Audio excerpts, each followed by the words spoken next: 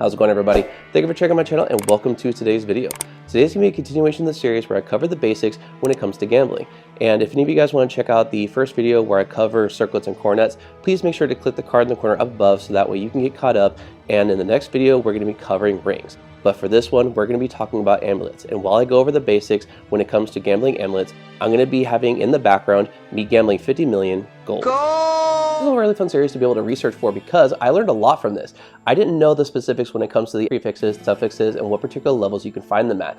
And I want to make sure to give credit where credit is due. If any of you guys want to look even more into any of this, I do have links in the description below for you guys to be able to follow, as well as a website that has all the lists of the prefixes and suffixes and what particular levels you can find them at. So that way, again, if you want to be able to do more research and to be able to see what particular stats you're looking for and how to be able to obtain them, they're there for you to be able to use. How I was able to get 50 million gold for this project was I took my gold farm barbarian to Trav and raid him for roughly about an hour and a half. It didn't take too long, but if any of you guys want to check out the build guide in action, go check the card in the corner up above. I hope that you guys will enjoy it, and maybe you guys will go ahead and try it out for yourself. I'm gonna have all the gambling going on in the background so that way you're not subjected to seeing all the junk gambles that rolled, which were unfortunately a majority of them. That way we can simply just focus on the information, and if anything worth mentioning rolled, I'll make sure to highlight that at the very end of the video. But with that said, let's get into the video.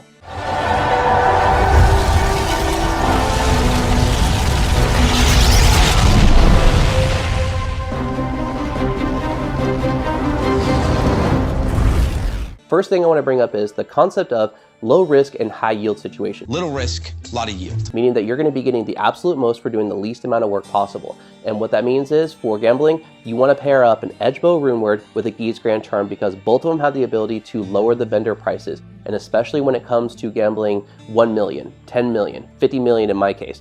The ability to have more gambles with using these, rarely speaking, to using neither of them or even just one is going to be very noticeable. So it's important that even if you're not gambling a high amount, you want to be able to try to lower the vendor prices if possible. So either using an Edge Bow runeword or a Gheed's Grand Charm or pairing them up on your character is going to make a huge difference in the amount of gambles you would be able to get. There are specific NPCs that would allow you to be able to gamble in the game, and each act has their own specific NPC that you can choose from.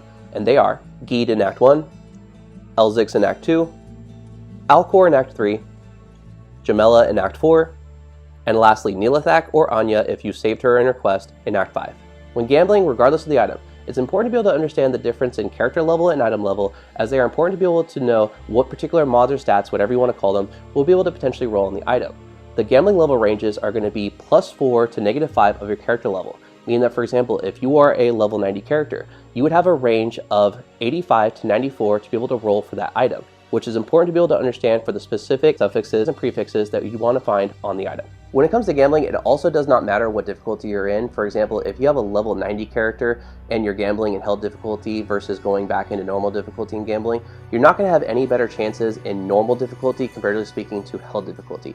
Despite I would not know why you'd want to go back to nightmare difficulty unless you were just simply rerolling maps and then you go back into hell difficulty to try to actually get the map that you desire. Last noteworthy point before we actually get to the amulets, neither your magic find on your character or your mercenary or the player setting if you're playing single player offline or partying up when it comes to multiplayer is going to have any effect on what we'll be able to actually gamble. It's all just based on random number generation or RNG, which in a sense is gambling in its own right because, for example, if you are magic finding around the game to be able to look for particular items or trying to hunt for runes, it's all going to be completely randomized because you could get a rune in one particular run or you could wait hundreds of runs to be able to get something that is not desirable or hopefully something that you're really looking for. So take that into consideration when it comes to gambling. It's all simply just based on random number generation or RNG, and there's only a few things that you can do to be able to better your odds, and in this case it's going to be having the perfect character level for the particular item that you're looking for. Amulets are arguably some of the most sought after and common things to be able to gamble. Not even for the idea of what they could potentially roll as, such as trying to get a set or unique item, but the ability to later use them when it comes to crafting for a potential 220 caster amulet.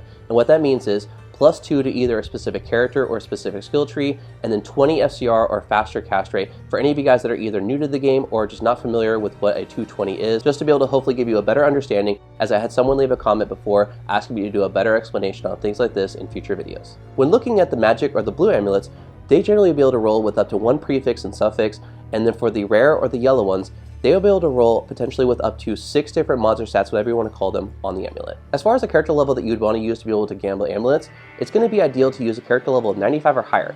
What this does is it allows you to be able to get a 100% chance of getting the more sought after and useful of the stats and mods to roll on the item, but it also allows you to be able to potentially get the max amount of lines of the stats and mods to roll as well, as it goes within the range of the +4 and -5 for the item level, comparatively speaking to your character level, that would allow for the max of 6 lines of mods or stats to be able to roll on the amulet. And if anything, you could use these later on to be able to craft into caster amulets, as the item level is going to be really important for that later on. The odds of them gambling with a specific amount of mods or stats on the amulet at character level 95 are, aside from the plus to skills and faster cast rate, other sought after stats and mods could be, depending on your build, all resistances: life, mana, magic find, gold find, teleport charges, and strength, just to name a few. However, for those that are trying to gamble for the much sought after set and unique items, such as Tal's Amulet, High Lords, Metal Grid, or Mara's, to be able to go up in quality when it comes to going through magics, rares, sets, and uniques, the odds of them actually going up in quality generally are: unique is 1 in 2,000, 0.05%. Set is 2 in 2,000, 0.1%. Rare is 200 in 2,000, 10%. And magic is 1,797 in 2,000, at 89%. But despite how low the odds are about actually upgrading to a unique, they still aren't zero. So you're telling me there's a chance? Yeah! Even with how difficult it would be to gamble a sought after set or unique item, with the odds not really being in your favor, it can be worth it if you have an overabundance of gold. Back in the day, I had never really gambled in this game, but my friends all did, and they told me about all the things that they got. So I decided to test my luck and gamble a ring to see what I could get, and I got something like +1 to strength, or attacker takes damage by 1, or just something that was so minuscule and not even worth having to spend the gold to get that I just dismissed gambling altogether. And it was just a bad experience that I didn't want to take part in. But about a year or so ago, I decided to break a little bit of the trend of just going through the pits, and I went and gambled an amulet just randomly, just to be able to see if I could actually get some luck. And I ended up actually gambling for my first ever gambled amulet was a Metal Grid. For the idea of being able to gamble such a sought after and useful item, and to only spend the gold that I did to be able to gamble the amulet and not spend the time to be able to farm for it anywhere in the game, it can actually be worth it if you have the abundance of gold, the patience, and especially when it comes to the RNG, which is what all this really decides down to. You could get really lucky just like I did, which again, I was able to get a freaking Metal Grid as my first ever gambled amulet in this entire game, and I cannot believe to this day I still got it. Now, for the results of gambling 50 million gold while we were going through all the information to be able to save you guys time and to not subject you to seeing so much trash rolls, which was about 99% of it, when it comes to comparing this versus the circlets and coronets and the rings videos that I did,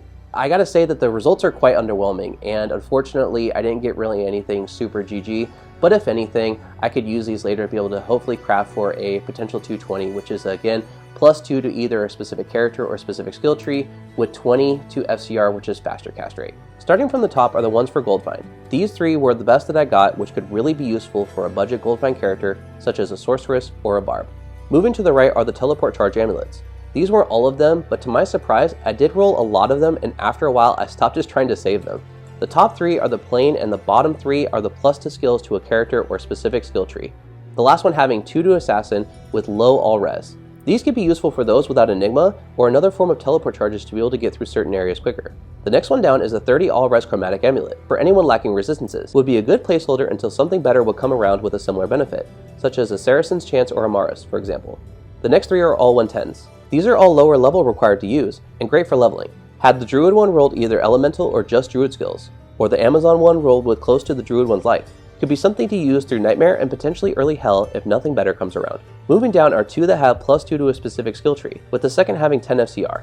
The Sorceress one being a decent option for a budget early Magic Find Fire Sorceress, being it can be used at level 30 and help with leveling before going into Hell.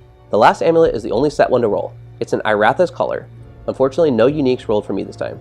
And that's going to be it for the video. I hope you guys enjoyed it. We're able to see if gambling for amulets in Diablo 2 Resurrected would be worth it for you for any of the builds that you're playing. And if anything, we're able to have fun when it comes to learning the ins and outs of the information when it comes to gambling amulets. If you like this kind of content, want to see more, hit the subscribe button and hit the bell notification to be notified whenever a new video comes out. Come on. Come on. Come on, man. There you are. There you are. And if you enjoyed the video, please let me know by leaving a like. It really is appreciated to be able to help my channel to grow. And if you want to see more of my Diablo 2 Resurrected content, there's going to be a card in the corner above for you to check out. And there's a lot more videos already in it, with a lot more coming in the very near future. Other than that, hope you're all staying safe, and I'll see you guys in the next video. Take care.